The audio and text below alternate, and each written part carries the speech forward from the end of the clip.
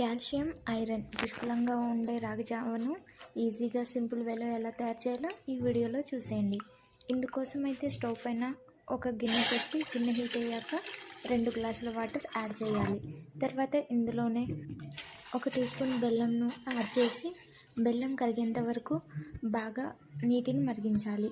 మీరు కావాలంటే same process చక్కెరతోనైనా చేయొచ్చు. ఇక్కడ నేను బెల్లం హెల్తీ కాబట్టి బెల్లంతో చేస్తున్నాను.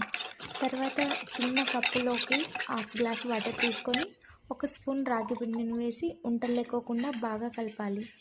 తర్వాత బెల్లం కరిగిన వాటర్లోకి ఈ కలిపిన రాగి పిండిని వేసి ఒకసారి వీటన్నిటిని స్పూన్తో బాగా కలపాలి. కన్సిస్టెన్సీ కొంచెం థిక్గా వచ్చేంత వరకు ఉడికించి తర్వాత స్టవ్ ఆఫ్ చేసుకోవాలి. ఇది చల్లారిన తర్వాత ఇంకొంచెం థిక్ కన్సిస్టెన్సీ వస్తుంది. మీరు కావాలంటే ఎక్స్ట్రాగా యాలకుల పొడి మరియు కొంచెం తురిమిన పచ్చి కొబ్బరి ఉంటే యాడ్ చేసుకోవచ్చు. ఈ వీడియో కనుక మీకు నచ్చినట్లయితే వీడియోని లైక్ చేయండి.